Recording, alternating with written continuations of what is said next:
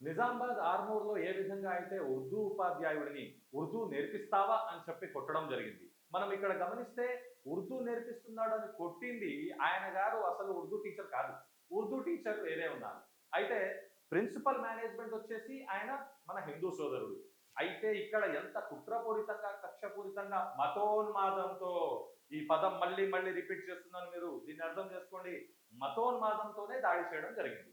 లేకపోతే ఒక స్కూల్లో పిల్లలకు ఉర్దూ నేర్పిస్తుంటే ఆ ఉర్దూ భాషపై మీకు అభ్యంతరాలు ఉన్నాయి, మీకు నచ్చలేదు. సరే మీరేం చేయాలి? మీరు ఎడ్యుకేషన్ డిపార్ట్మెంట్లో అయినా, ఆ మేనేజ్మెంట్తో అయినా, లేదా పోలీస్ డిపార్ట్మెంట్తో అయినా సంప్రదించాలి. కానీ అతడు బీజేపీ నాయకుడు అని చెప్పే అనే వ్యక్తి అక్కడ ఉపాధ్యాయుని పట్టుకొని కొట్టేశాడు. అయితే అక్కడ ప్రిన్సిపల్ ఉన్నారు, వేరే స్టాఫ్ ఉన్నారు, కేవలం ముస్లిం టీచర్ అని చెప్పి కొట్టాడు. ఇది మతోన్మాదం కాకపోతే ఇంకేమిటి? పైగా మేము దీన్ని ఖండిస్తూ ఇలా హింసకు మీరు ప్రేరేపించకండి, హింసకు పాల్పడకండి అంటే కామెంట్స్లలో ప్రతి చోట నెగిటివ్ గా చంపినా తప్పు లేదు, కోసేసినా తప్పు లేదు. ఈ మతోన్మాదులంతా ఫేక్ లాక్డ్ పెయిడ్ ప్రొఫైల్స్ పెట్టుకొని చేసేది ఇదే. వీళ్లకు భయపడేది లేదు. వీళ్ళు భారతదేశం మొత్తం హిందువులే కాదు.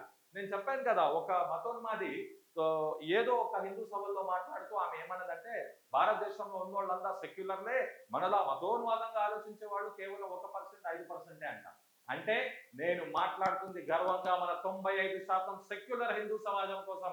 భారతదేశం అప్పుడు ఇప్పుడు ఎప్పుడు కూడా హిందూ ముస్లిం సిక్ ఇసాయి భాయ్ భాయ్ అనే నినాదంతోనే ఉంటుంది. అటు హిందువుల్లో ఇటు ముస్లింలలో ఏ కులం మతంలో అయినా క్రైమ్ క్రిమినల్ అనేది ఉంటుంది. దాన్ని మనం ఖండించాలి తప్ప భారతదేశం భిన్నత్వంలో ఏకత్వం, ప్రజాస్వామ్యవాదం, రాజ్యాంగవాదం, లౌకికవాదానికి ఎవరు తూట్లు పొడిచినా దానికి మేము వ్యతిరేకంగా పోరాడతాం. అయితే ఈ రోజు ఉర్దూకి సంబంధించిన సబ్జెక్ట్ పై అసలు ఉర్దూ ఏమిటి, ఉర్దూ తెలంగాణ మరియు ఆంధ్ర ద్వితీయ భాష అన్న దాన్ని కూడా చాలా మంది చాలా విచిత్రంగా, జుగుప్సాకరంగా బూతులు మరియు పరుష పదజాలంతో వ్యాఖ్యానిస్తున్నారు. ఉర్దూ నేర్చుకుంటే ముస్లిం అయిపోతే మరి ఇంగ్లీష్ నేర్చుకుంటే క్రిస్టియన్ అయిపోయినట్టేనా? ఈ టాపిక్ పై మాట్లాడడానికి మనతో పాటు మన షేక్ మహబూబ్ సుబానీ గారు ఉన్నారు. వారిని ఈ సబ్జెక్ట్ పై మరింత లోతుగా అసలు ఉర్దూ భాష, ఉర్దూ అంటే ఏ విధంగా మన భారతదేశంలోకి వచ్చింది, అది పరాయి భాషనా మన భాషనా, పూర్తి వివరాలు గురించాలని మన మహబూబ్ సుబానీ గారిని కోరుతున్నాను. మీరు ఇప్పుడు చూసుకున్నట్టయితే భారతదేశంలో 7 రాష్ట్రాల్లో 7 రాష్ట్రాలు కానివ్వండి, కేంద్రపాలితాలు కానివ్వండి, మనకి ఉర్దూ అనేది సెకండ్ లాంగ్వేజ్‌గా ఉంది. ఇప్పుడు మన అందులో ఏమేమి ఉన్నాయి? ఫర్ ఎగ్జాంపుల్ తెలంగాణ ఉంది, ఉత్తరప్రదేశ్ ఉంది, బీహార్ ఉంది, జార్ఖండ్, పశ్చిమ బెంగాల్, జమ్మూ కాశ్మీర్, ఢిల్లీ ఇవన్నీ ఉర్దూ మాట్లాడేవాళ్ళే కదా! ఆంధ్రప్రదేశ్, కర్ణాటక కూడా కొన్ని ఉర్దూ భాష ఒక ప్రధాన భాషగా గుర్తించబడింది. అంటే అసలు ఇది లాంగ్వేజే కాదన్నట్టు మన ఫేస్‌బుక్‌లో కామెంట్స్ చూడడం అయితే నాకు చాలా ఆశ్చర్యంగా ఉంది ఇప్పుడది. అంటే ఇది అసలు ఒక భాషని పూర్తిగా ఒక మతానికి అంటగట్టేసి, ఇది ఒక పర్టిక్యులర్‌గా ఇది ఉర్దూ భాష అనేది ఒక మతానికే సంబంధించింది. ఇది ఎవరు నేర్చుకోకూడదు. దీన్ని అంతమొందించాలనే దోవలో వెళ్ళిపోతున్నారు వాళ్ళు. అంటే బేసిక్ గా నేను రీసెర్చ్ చేస్తుండగా ఒక సబ్జెక్ట్ కనిపించింది. నేను వాళ్ళకి అది కూడా చూపిస్తాను. ఆ! ముఖ్యంగా ఉర్దూకున్న ప్రాముఖ్యత నిజాం పరిపాలకులు ఉన్నప్పటి నుంచి మన హైదరాబాద్, తెలంగాణలో చాలా ఎక్కువగా ఉంది. అవును. అయితే మీరు గమనిస్తే తన ఎలక్షన్ ప్రచారంలో ఏదైతే బండి సంజయ్ గారు గత బీజేపీ చీఫ్ గా ఉన్నారో ఆయన గారి వ్యాఖ్యలు ఇవి. ఇఫ్ రామ్ రాజ్య comes will completely remove Urdu Telangana BJP chief మన బండి సంజయ్ గారు. ఆ బండి సంజయ్ గారి వ్యాఖ్యలు ఎప్పుడు చేశారంటే 26 మే 2022, ఇది 2026. సరేనా? అయితే ఇక్కడ మనం స్పష్టంగా చూడాల్సింది ఏమిటంటే ఇది వీళ్ళు రాజకీయ నాయకులు సృష్టించిందే అనేది స్పష్టమవుతుంది. ఏదైతే సవర్కార్ గారి పేరు చెప్తారో సవర్కార్ కూడా ఉర్దూ పోయేట్ అనేది చాలా తక్కువ మందికి తెలుసు. అయినా వీళ్ళే మరి ఉర్దూని భారతదేశం నుంచి తొలగించేయాలనుకోవడం కూడా ఇదో పెద్ద కుట్ర. ఇది నేను చెప్తుంది కాదు. ఇది మీరు క్వింట్ అనే మీడియాలో చూసుకుంటే చాలా క్లియర్ గా వీడి Savarkar the Urdu poet why the Hindutva proponents never talk about it. అయితే మన సుబాని గారు మీరు చెప్పినట్టుగా మన ఏదైతే మన మొత్తం దేశం భారతదేశంలో ఉర్దూ అనేది ఒక 10 రాష్ట్రాలలో అధికారిక ద్వితీయ భాషగా ఉంది. అవును. మన తెలుగు రాష్ట్రాల్లో కూడా అంతే ఉంది. అవును. కానీ ఇప్పుడు ఏదైతే ఈ దాడులు చేయడం, ఉర్దూ భాషను పరాయి భాషగా చూపడం, దీనిపై మీరేమంటారు? ఇది యాక్చువల్లీ తీవ్రంగా ఖండించాల్సింది, తీవ్రంగా తీసుకోవాల్సింది. ఎందుకంటే అది ఒక భాషని భాషగానే చూడాలి గదా! పర్టిక్యులర్‌గా ఇప్పుడు మరి దాన్ని ఒక మతాన్ని అంటగట్టేసి పర్టిక్యులర్‌గా అతను బోధిస్తుంది ఒక ముస్లిమే. ఆ ముస్లిం మీద దాడి చేయడం ఇది ఎంతవరకు కరెక్ట్? మీరే చెప్పండి. ఇంకొకటి ఇప్పుడు ఒకవేళ అదే టీచరు హిందూ వచ్చేసి ఉర్దూ బోధిస్తుంటే మీరు అలానే వెళ్లి కొడతారా? ఇప్పుడు మీరు పర్టిక్యులర్‌గా చెప్పారు. ఈ ఒక ఉర్దూ భాషని ఇంత డెవలప్ అవ్వడానికి ఒక ముస్లిం సంబంధించిన వ్యక్తులే కారణమా? ఉర్దూ నేను కాదు. పోయెట్స్ కూడా చాలా మంది ఉన్నారు. ఏదైతే ఉర్దూ పోయట్స్ హిందూ సమాజం నుంచి చాలా మంది ఉన్నారు. అది అది వీళ్ళకి తెలియదు. నేను చాలా మందికి తెలియదు. ఆ. అది లిస్ట్ మీకు పంపించాను చూడండి ఇప్పుడు. ఓకే. హిందూ కవులు చూడండి ఎంతమంది ఉన్నారు. అవును. ఫిరాక్ గోరఖ్పూరి, పండిట్ బ్రిజ్ నారాయణ్, చక్బస్త్, జగన్నాథ్ ఆజాద్, గుల్జార్, దయాశంకర్ కౌల్, దిల్లు రామ్ కౌసరి, ఆనంద్ నారాయణ ముల్లా. అంటే వీళ్ళెవరు లేకుండానే మీకు ఉర్దూ అంత తొందరగా మీకు వ్యాపిస్తుందా భారతదేశంలో? హిందూ సమాజం అంటే support ఎన్నో లేకుండా శకం నుంచి అసలు ఉర్దూ మన భారతదేశంలో 12వ ఉంది? శకం నుంచి ఆరిజిన్ ఆఫ్ ఉర్దూ అక్కడ ఉంది చూడండి. ఓకే. దాంట్లో 12వ శకం నుంచి ఇండో గాంజెటిక్ ప్లెయిన్స్ అంటారు. అంటే మన Hmm. మన భారతదేశంలో మొదలైన ఒక భాషని పట్టుకొని మీరు పరాయి ఒక భాష. మతానికి ఆటగట్టేసి మీరు అరే, అసలు అది ఇండియన్ భాషే కాదని సరే సరే, చెప్పేస్తే ఉర్దూ నేర్చుకోవడం మిమ్మల్ని ముస్లిం చేస్తే మరి ఇంగ్లీష్ నేర్చుకోవడం మిమ్మల్ని క్రిస్టియన్ చేస్తుందా? మరి హిందీ నేర్చుకుంటే ఇప్పుడు అయితే అయితే బేసిక్ గా నేను మీ అందరికి కూడా కోరేది ఏమిటంటే మన మహబూబ్ సుబానీ గారితో ఇంకా చర్చలో వెళ్ళే ముందు ఉర్దూ భాషలో మమకారం, ఉర్దూ భాషలో పదాలు, ఉర్దూ భాష ఎంత గౌరవనీయంగా సంబోధించేది ఉంటుందంటే ఆయే జనాబ్, మెహర్బాన్, ఖుదా గవా, అంటే కొన్ని పదాలు ఏవైతే ఉన్నాయో వాటిని తీసుకొని సినిమాలు తెరకెక్కాయి, వాటిని తీసుకొని ఏదైతే జీవితాలు కొందరి నడిచాయి, చాలా రచనలు వచ్చాయి. ముఖ్యంగా ఏదైతే మన ఉర్దూ భాష ఉందో దానికి సంబంధించి స్వతంత్రానికంటే ముందు ఒక చరిత్ర, స్వతంత్రం ముందు తర్వాత కూడా ఒక చరిత్ర. ఆజాద్ అనే పదం ఉర్దూ, ఇన్ఖలాబ్ జిందాబాద్ అనే పదం ఉర్దూ. అవును. ఈ ఉర్దూ పదాల ద్వారానే ఈ రోజు మనం హ్యాష్ ట్యాగ్స్ ఏదైతే ట్విట్టర్ లో చూస్తున్నామో హ్యాష్ ట్యాగ్ ట్రెండింగ్ అంటామో, అప్పుడు స్వతంత్రం సాధించడానికి పనికొచ్చిన భాష ఉర్దూ అయ్యా బాబు. ఎవరయ్యా నువ్వు ఇంకా ఉర్దూని హిందూ ముస్లింగా విభజిస్తున్నావు? ఏమైనా అడిగితే సిగ్గు శరం లేకుండా లాకడ్ ప్రొఫైల్ పెట్టుకుని బూతులే బూతులు. భయం అనుకున్నారా మీ బూతులతో? మీరెవరో మాకు తెలియదు అనుకున్నారా? కానీ మేము ఏదైతే ఆజాద్ కలాం మీడియా ద్వారా మా సోదరుడు మహబూబ్ సుబానీ గారు కలిసి చేసేది భారతదేశాన్ని ఒక ఏదైతే రాజ్యాంగవాద, ప్రజాస్వామ్యవాద, లౌకికవాద దేశంగా ఉంచడం. మీరు ముస్లింలను బూతులు తిడుతుంటే మీరు తిట్టేస్తున్నారని భావోద్వేగాలకు లోని ద్వేషాలకు వెళ్ళిపోయి మేము తిట్టేయొచ్చు, కానీ అది మా సంస్కారం కాదు, మా తల్లిదండ్రుల పెంపకం కాదు, భారతదేశం చరిత్రే కాదు. కొంతమంది రాజకీయ నాయకులు కావాలని కులం మతం విద్వేషాలు విరజిమ్మి శాశ్వత అధికారంలో ఉండాలని చేస్తున్న ఈ కుట్రలే తప్ప ఈ ఈ ఈ సమాజంలో జనాలు తెల్లారితే వాడు బతికి బండి లాగడానికి ఎటు వెళ్ళాలి, ఎలా వెళ్ళాలి, ఈఎంఐలు ఎప్పుడు వస్తున్నాయి, 1వ తేదీ ఎప్పుడు వస్తుంది, ఏ ఉద్యోగం చూసుకోవాలి, ఏ డిగ్రీలో పట్టా సాధించాలి, ఎలా పిల్లల్ని పెంచి పోషించి పెద్దగా చేయాలి, ఈ సమాజంలో ఉంటే ఈ ఉర్దూని అలా లేదా తినే వాటిల్లో కూడా విషాలు, ఆ జిహాద్ ఈ జిహాద్ అని ఏంటంటే ఇదంతా కూడా మీకు అనిపిస్తుందా సుబానీ గారు? ఇది మన తప్పే, సోషల్ మీడియాలో వెళ్ళి ఇంత కుట్రలు పనుతుంటే మనం వాటిపై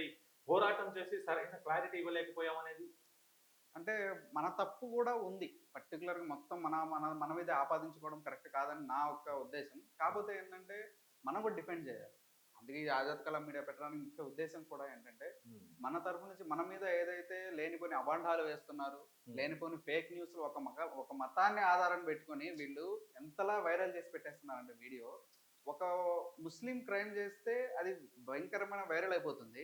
అదే ఒక హిందూ చేస్తే అది కనీసం 2వ రోజు న్యూస్ ఉంటుందా మీకు? మీకు ఇప్పుడు నేను చూపించబోయేది అదే. బేసిక్ గా ఏంటంటే ఖమ్మంలో పాక్సో కేసెస్ అనేవి చాలా జరిగాయండి. అవును. అయితే ఒక గౌస్ అని చెప్పే ఒక వ్యక్తి చేసిన కేసునే బాగా వైరల్ గా షేర్ చేస్తూ ముస్లింల క్రైమ్ చేస్తే చూపిస్తున్నారు, హిందువులు క్రైమ్ చేస్తే దాచేస్తున్నారు, లేదా ముస్లింల క్రైమ్ ని ఎక్కువగా చూపించి ఏదైతే మతోన్మాద విద్వేషం విషం క్రైమ్ ను క్రిమినల్స్ ను జోడిస్తున్నారో దానికి ఉదాహరణ ఖమ్మంలో ఈ గౌస్ అనేవాడు.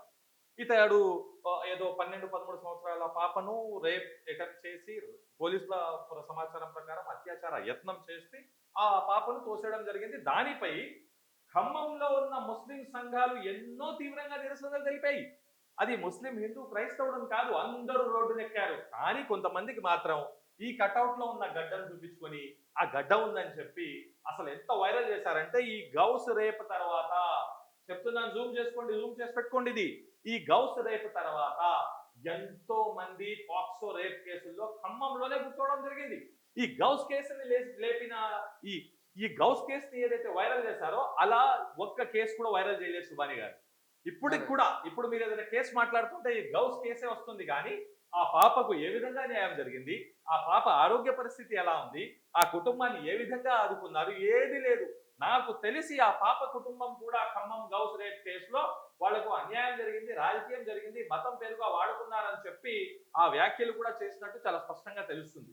అయితే ఒక ముస్లిం అనే వ్యక్తి గడ్డం ఉన్న ఆయన రేప్ చేస్తే ఆ రేపుని ఇంత వైరల్ చేశారు. అదే గౌస్ తర్వాత 5 సంవత్సరాల పాప మీద రేప్ చేసిన వాడు కూడా ఉన్నాడు కూసుమంచిలో. ఇదే ఖమ్మంలో జరిగింది. మరి అవన్నీ వైరల్ చేయలేదు. కావున మీరు చెప్పినట్టు వాస్తవంగా ఇలాంటివి కూడా జరుగుతున్నాయి. ఇంకా మీరు ఆ ఉర్దూకు సంబంధించిన దానికి కూడా విశ్లేషణ ఇవ్వాలని కోరుతున్నాను. ఉర్దూకు సంబంధించి ఇంకా ఇప్పటివరకు మీరు హిందూ పోయిట్స్ గురించి కూడా తీసుకున్నాం. ఉమ్, ఇప్పుడు వీళ్ళందరూ మరి ఉర్దూ కోసం కృషి చేసిన వాళ్ళే కదా. ఉమ్, ఒకళ్ళు కాదు, ఇద్దరు కాదు. ఒక్కసారి గూగుల్ చేస్తే తెలుస్తుంది కదా. ఉమ్, మీరు ఇది మన పర్టికులర్ గా ఇప్పుడు సరోజిని నాయుడు కూడా ఉంది ఇక్కడ. పుట్టుగానే అది 13వ శతాబ్దంలో జరిగింది. అదేమో నిన్న మొన్న పుట్టిన భాష అయితే మీరు అనుకోవచ్చు. 13వ శతాబ్దం అంటే ఎప్పటి నుంచి అండి? ఇండియాలో జరిగింది అది. అది ఎవరు ప్రత్యేకంగా అమీర్ ఖుస్రో కాలం. మీరు చూసుకున్నట్టయితే దక్కన్ అనే వచ్చేపాటికి మనకి హైదరాబాద్, బీదర్ అండ్ గోల్కొండలో వచ్చేస్తుంది.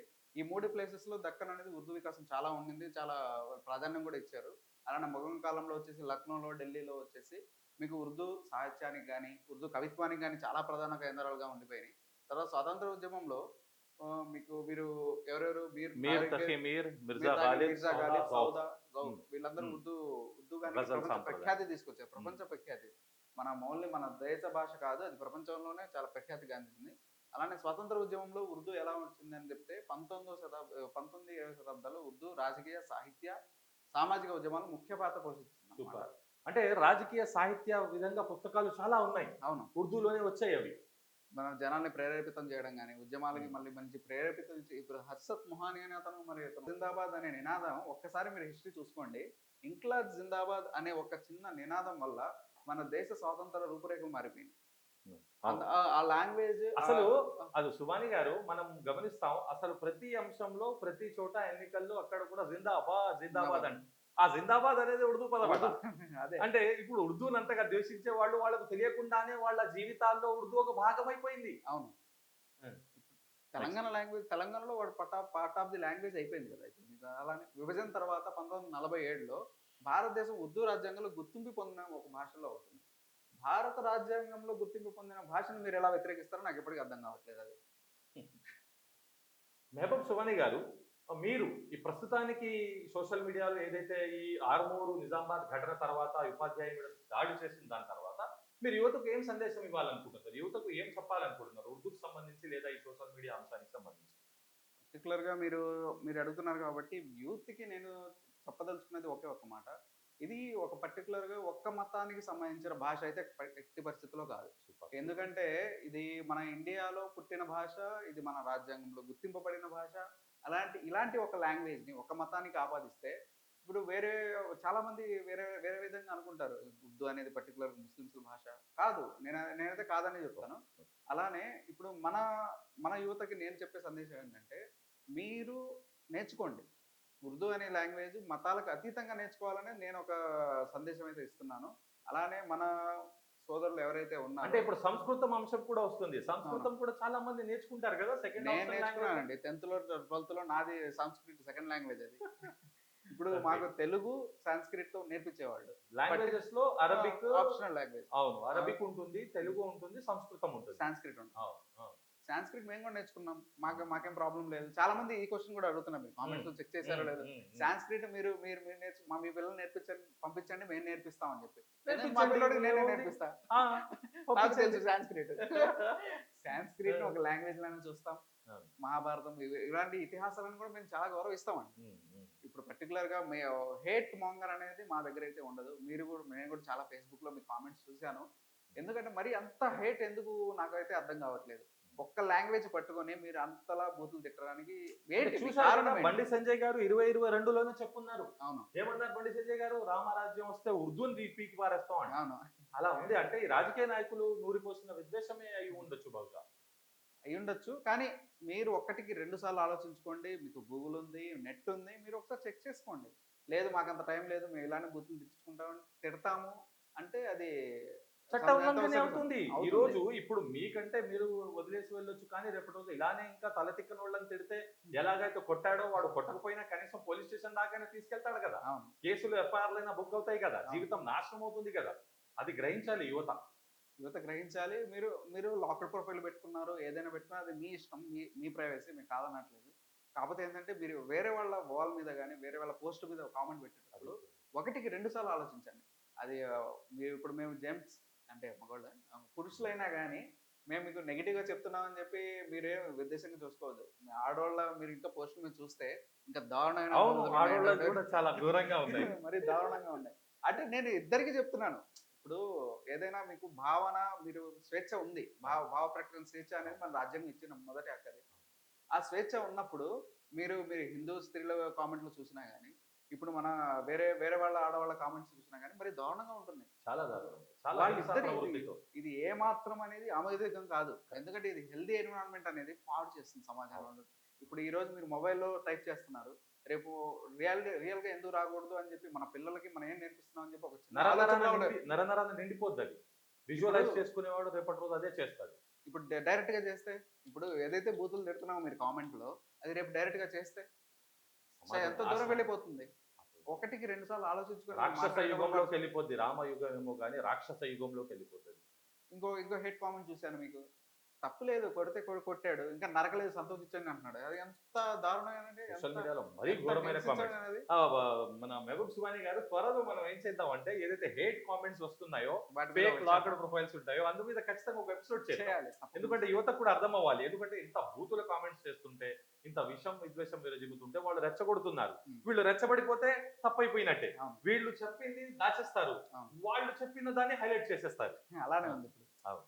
ఓకే. ఇప్పుడు ఫైనల్‌గా మెసేజ్ చేసేది ఏంటంటే మీరు ఈ లాంగ్వేజ్ ఏదైనా గాని లాంగ్వేజ్ అంటే పర్టిక్యులర్‌గా తెలుగు గాని తెలుగు అంతరించిపోకూడదు. ఉర్దూ అనేది కూడా మీరు కనుమరుగు చేయాలని ఎంత ప్రయత్నించినా గానీ అది అయ్యే ప్రసక్తి కాదు. ఎందుకంటే మీరు చూసుకుంటే ఇందాక స్టాట్స్‌లో చూసాం. దగ్గర 9 స్టేట్స్‌లో ఇంకా ఉర్దూ మాట్లాడే వాళ్ళు ఉన్నారు. మన పిల్లలకి నేను చెప్పేది ఏంటంటే మీరు ఇంకా ఉర్దూ నేర్చుకోండి. అది భావితరాలకి చాలా ఉపయోగపడుతుంది. నా తరఫు నుంచి సందేశం అయితే ఇది.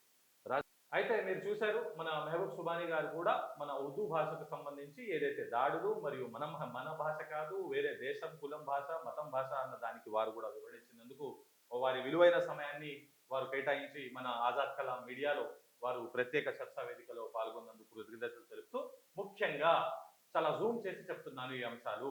మన భారతదేశంలో ఉర్దూ భాష అనేది స్వతంత్ర ఉద్యమం కంటే ముందు, స్వతంత్ర ఉద్యమం తర్వాత కూడా ఎంతో ప్రాముఖ్యతతో కూడుకున్నది. ఉర్దూ భాష 13వ శకం నుంచే ఉన్నది. ఉర్దూ భాష అంటే ఏ కులం మతం భాష కాదు. ఇంగ్లీష్ నేర్చుకున్నవాడు క్రిస్టియన్ అయిపోడు, ఉర్దూ నేర్చుకున్నవాడు మన ముస్లిం అయిపోడు. కులాన్ని మతాన్ని రుద్దుతున్నది రాజకీయ నాయకులు, ఎవరైతే విభజించు పాలించు అని చూస్తున్న వారే. ఉర్దూలో ఎంతమంది పోయట్స్ ఉన్నారు, ఉర్దూ భాషలో మమకారం, ఆ పదాలలో ఉన్న మానవత్వం, ఆ భాషకు ఉన్న ప్రాముఖ్యత, గొప్పతనం, సాహిత్యం మీరు గమనించారు. ఉర్దూ భాషకు ఏదైతే ఉర్దూ భాషల పదాలలో ఉన్న లోతైన మమకారం, ఉర్దూ భాషలో ఉన్న గొప్పదనం నేను ఉర్దూలో మీకు చెప్పకపోవడానికి కూడా ఇప్పుడు బాధపడుతూ మీకు అసలు తెలుగులో ఇప్పుడు ఏదైతే ఆర్మూరు నిజామాబాద్ లో జరిగిన అంశం తర్వాతే నేను వివరిస్తున్నాను తప్ప ఉర్దూ భాషలో ఉన్న ప్రేమ, ఉర్దూ భాషలో ఉన్న సాహిత్యం, ఉర్దూ భాషలో ఏదైతే స్వతంత్ర ఉద్యమం అప్పుడు స్వతంత్రం సాధించాలని చెప్పి బ్రిటిషర్ల వ్యతిరేకంగా రాసిన సాహిత్యం, రాసిన వాక్యాలు, రాసిన కథలు మరియు చరిత్ర అనేది ఎప్పటికీ మనం మర్చిపోలేము. ఆ ఉర్దూని మీరు వేరే దేశం, మతం, కులం ఆధారంగా చేయడం ఎంత సిగ్గుచేటు అనేది గుర్తించాలని కోరుతున్నాను. ఖచ్చితంగా ఉర్దూ మీద మీ ద్వేషం ఇది కొత్తది కాదు. మీరు రామరాజ్యం వస్తే మన బండి సంజయ్ గారు లాంటి వాళ్ళు బీజేపీ చీఫ్ గా ఉంటూ ఉర్దూని తీసి పీకి పారేస్తామన్నారు. చరిత్రను ఎలా పీకి పారేస్తారు? జనాలు నవ్వుకుంటున్నారు. మీరు ఈ రోజు విభజించు పాలించు ద్వేషం ఏదైతే పెంచుతున్నారో, భారతదేశ స్వతంత్ర ఉద్యమంలో భారతదేశ ఉద్యమం సాధించిన తర్వాత కూడా నేటికి ఉర్దూలో ఉన్న ఎందరో హిందువులు కవులు ఉన్నారు. హిందువులే ఈ రోజు ఉర్దూ భాషను హక్కున చేర్చుకున్నారు. ఇదే సందర్భంగా నేను ముస్లిం సమాజాన్ని కూడా కోరుతున్నాను. ఉర్దూ భాషను హిందూ సోదరులు ఎంత ప్రాముఖ్యత ఇస్తున్నారు ఇవ్వట్లేదు అనేది పక్కన పెడితే, మీ ఇంట్లో ఉర్దూ ఎంత మందికి చదవడానికి వస్తుంది? మీ ఇంట్లో ఉర్దూ పేపర్ వస్తుందా? మీరు ఉర్దూకి ఎంత ప్రాముఖ్యత ఇస్తున్నారు అనేది ముస్లిం సమాజం కూడా గుండెల మీద చెయ్యేసి వాళ్ళు గుర్తించుకోవాల్సిన అవసరం ఉన్నది. ఈ రోజు ఆర్మూర్ ఘటన జరిగి మన ముస్లిం సమాజాన్ని తట్టి లేపుతుంది. హిందూ సమాజం నీ ఉర్దూను మర్చిపోయావు, నీ ఉర్దూని వదిలేశావు, నీ ఉర్దూని నువ్వు హక్కున చేర్చుకో అని చెప్పి చారిత్రక విషయాన్ని గుర్తు చేసిన మన హిందూ సమాజం ఆర్మూర్ నిజామాబాద్ వాళ్ళకి నేను కృతజ్ఞతలు తెలుపుతున్నాను. కావున దయచేసి ముస్లిం సమాజం కూడా తమ పిల్లలకు ఉర్దూ నేర్పియాలి, ఉర్దూ చదివే రాసే పరిస్థితులు తేవాలి. మీరు చాలా ముఖ్యమైన అంశం మన మెహబూబ్ సుబానీ గారు ఏదైతే చెప్పారో, ఉర్దూ భాష భారతదేశంలో 10 రాష్ట్రాల్లో గుర్తింపు పడిన ద్వితీయ భాష. ఉర్దూ భాష మన భారతదేశ రాజ్యాంగంలో గుర్తించబడిన భాష. ఉర్దూ భాష ద్వితీయ భాషగా ఇన్ని రాష్ట్రాల్లో ఉన్న ఉర్దూ భాష అంటే కులం మతం చేరడానికి, కులం మతంతో విభేదించి, కులం మతంతో ద్వేషం పెంచి పోషించడానికి సిగ్గు శరం ఉండాలని చెప్తున్నాను. నేను పదే పదే చెప్తాను మెహబూబ్ సుబాని గారు, కామెంట్లలో ఎన్ని బూతులు తిట్టినా, ఎంత మాట్లాడినా, ప్రాణ త్యాగానికైనా సిద్ధం మన భారతదేశాన్ని. లౌకికవాదం, రాజ్యాంగవాదం, భిన్నత్వంలో ఏకత్వం, దేశంగా హిందూ ముస్లిం సిక్ ఇసాయి భాయ్ భాయ్ అనే నినాదంలో ప్రాణం పోయినా పర్లేదు, కానీ ఇటువంటి ఏదైతే తాటాకు చప్పుళ్లకు బెదిరిపోయి వాళ్ళు చేసే కామెంట్లకు, లాక్డ్ పెయిడ్ ఫేక్ ప్రొఫైల్స్ కి అసలు భయపడేదే లేదు. ఎందుకంటే ఏదైతే భారతదేశాన్ని నాశనం చేయాలనుకుంటున్నారో దానికి వ్యతిరేకంగా మనం పోరాడకపోతే, గలం ఎత్తకపోతే, అది కులం మతం రాజకీయాలకు అతీతంగా చేయాలి. లేకపోతే మన భారతదేశంలో కూడా రాక్షస రాజ్యాన్ని తీసుకుని వచ్చేస్తారు. రామరాజ్యం తెస్తా అంటున్నారు. రాముణ్ణి ప్రతి ఒక్కడు ఉత్తమ పురుషుడిగా, క్రిస్టియన్లు వాళ్ళ మతం మీద మాట్లాడితే తప్పట, ముస్లింలు వాళ్ళ మతం గురించి మాట్లాడితే తప్పట. వీళ్ళు ఒక్కరే వారి మతం ఉండాలి, మిగతా మతాలందరినీ పంపించేయాలి, తోలేయాలి, భారతదేశం అసలు ఉత్తి హిందువులదే అని చెప్పి ఇక్కడ క్రైస్తవుల మీద, దళితుల మీద, హిందువుల మీద సైతం సెక్యులర్ హిందువులను దాడి చేస్తున్నారు. కావున ఈ రోజు మనకి అవకాశం దొరకడం, ఉర్దూ భాష గురించి మాట్లాడుకోవడం, ఉర్దూ భాష ప్రాముఖ్యత, ముస్లిం సమాజం కూడా తమ విధిగా, బాధ్యతగా, కర్తవ్యంగా ముస్లిం సమాజం కూడా ఉర్దూ భాషను ముందుకు పెంపొందించాల్సిన అవసరం ఉంది. దానికోసం సాహిత్యాన్ని, దానికోసం న్యూస్ పేపర్ని, దానికోసం న్యూస్ ఛానల్స్ ని, దానికోసం మీ పిల్లలకు ప్రతి ఒక్కరికి కూడా ఉర్దూ భాష ద్వారానే, మీరు గమనిస్తే టెట్ లో ఉర్దూలో కూడా చాలా ఉద్యోగాలు కూడా ఉంటాయి. కావున ఉర్దూ భాషని ముందు తీసుకెళ్తేనే మనకు మనుగడ అనేది ఉంటుంది, చరిత్ర అనేది నిలుస్తుంది. లేకపోతే ఇలానే ఉర్దూని పీకి పారేస్తాం, ఒక కులం మతం భాషగానే చెప్తారు. కావున మన హిందూ సోదరులు ఏ విధంగా ఉర్దూని ఒక సాహిత్యంగా, కవులుగా చరిత్రలో నిలిచోబెట్టారో ముస్లిం సమాజం కూడా దాన్ని ముందుకు తీసుకెళ్లాలని కోరుతూ, మరిన్ని వీడియోలు, విశ్లేషణలు, అప్డేట్స్ కోసం ఆజాద్ కలాం మీడియా యూట్యూబ్ ఛానల్ని మరియు ఫేస్బుక్ ఛానల్ని లైక్ చేసి సబ్స్క్రైబ్ చేస్తూ ముందుకు నడిపించాలని కోరుతూ, మీ అడ్వకేట్ సాదిక్ షేక్, నాతో పాటు మన సోదరుడు మెహబూబ్ సుబాని గారు.